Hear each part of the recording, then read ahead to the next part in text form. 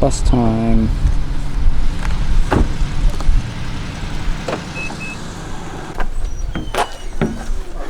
Cow print. It's side seated. That's cool.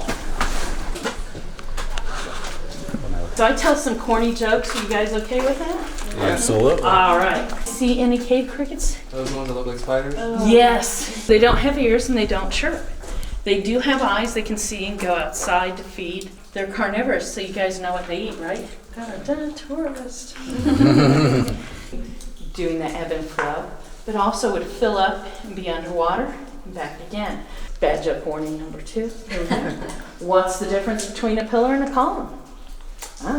This column is a formation in a cave in Kentucky, and a pillar is what you lay your head on at night. It's a calcite flow. Now, when this is dry, it looks like glitter paper.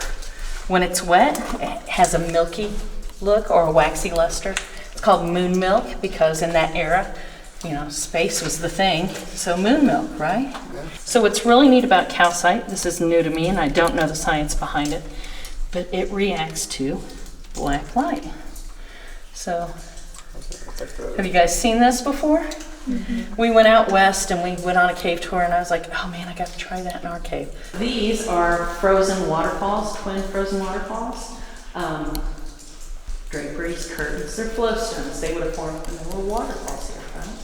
They're unique because of their size. And in fact, if there's 2, usually these would morph together, just like with our column. These are kind of iconic formations. You're not going to find big formations like this in a little cave, and you're not going to find them right at the entrance. And we have a fossil. So everybody's heard of Megalodon? Yeah.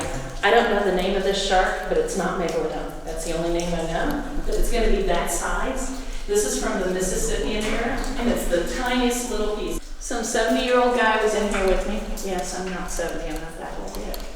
And he said, you've got a shark tooth in your ceiling. I'm like, no, that's dirt. It's a cave cricket. So he was adamant it was a shark tooth. So we got a ladder and he went up there and it was a rock and he did this little scraping and sent it off and we waited months and we got the results. And it wasn't a shark tooth, it was the cartilage from a shark from the Mississippian era. So it's kind of neat to think this giant shark would have been right up here above us. There's a big old cricket. Oh, I'm sorry, it's 2 crickets trying to be 3. That's why it looks so big. I took my glasses off. So we've gained quite a bit of elevation, right? You build a big fire. You guys felt the air blowing on you when you were at the entrance? This cave blows out. Build a fire, the smoke came through. Of course, the fire was hot. That's in the sandstone layer. And it caused a collapse, which brought down this rubble here. They come in, they look, they assume that Jesse's buried under the rubble and he's dead. So, end of story, right? Of course not. Main, there's its legs and body. And let me just shine the light on it then, without that. Can you guys kind of make that out? Yeah. Mm-hmm. Do you want me to take my light off of it so it doesn't ruin it for you? Okay. I didn't know her light was lighted up better. So that's Jesse's horse. The owner here is a big horse person. That's what this business was based out of. The cave is just something that happened to be here. That passage is called Bat Hall. We used to have tons of bats in this cave. 2013 was our die-off year. White nose syndrome hit us really bad. We've lost 89% of our bats in this region.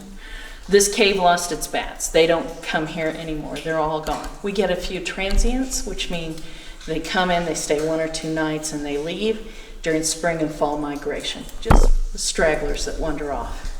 So they know, just like we know, my friend had COVID, I'm not going over there. They know that there were sick bats in this cave, and they don't come back. They find a different cave to stop at along the way. You pay $3, the guy would unlock it and tell you to lock up when you were done. That seriously in the 1980s was what the tour was here. 1980s, both federal and state cave protection acts were passed, and that kind of put an end to the cave wars because you really only had your cave to offer. I came in one day and something didn't sound right. The water's not flowing, and I ran over to the well and it was empty. That was October of 2021, and it hasn't filled back up since. The other streams in the cave have dried up also. The lowest ones, about 140 feet down, still have water. We checked them recently, they're good. Doesn't get you coming in and get you going. So we'll let everyone get down the stairs. Beautiful canyon here. It's like walking in here at one time, but then we believe a fracture from probably beautiful stiles or ribs that come back really deep. Got calcite crystals growing in them. Where's the other one? There it is. So what, do you see the fuzzies on there? Yeah. What do you guys think that is? No idea. No idea? A lot of people guess algae or dirt. Those are actually halictites. So they're different than the popcorn that you're seeing here. So there's a passage that continues on up there, and it actually used to be one of the entrances over the decades. It has plugged with mud. Yeah, if you shine lights up there, the crickets will start jumping. Yeah. I'll quit shining the lights up. Let's not do that. So you see we've got another chandelier right here, and you come down and it's gone, right? Brought you down to show you nothing.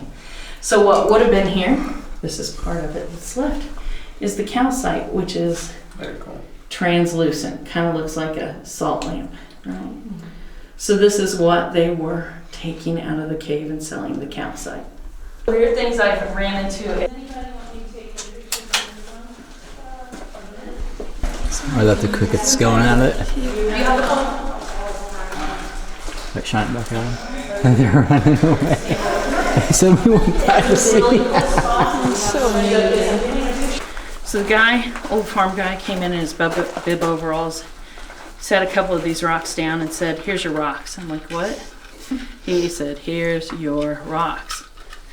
I didn't know what he was talking about. He said, "Well, I'm not going to prison. I'm not getting caught with them. Here's your rocks." And I went, "Oh." He said when he was a little boy, his family lived in this valley.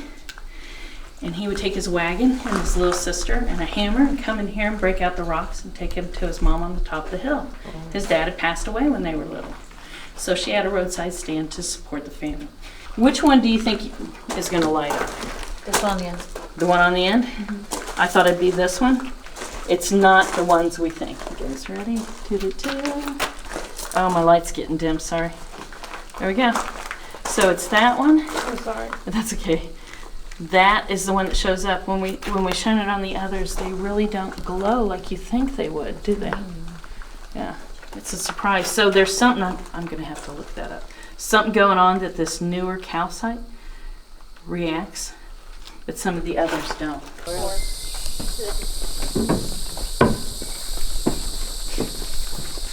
Very true.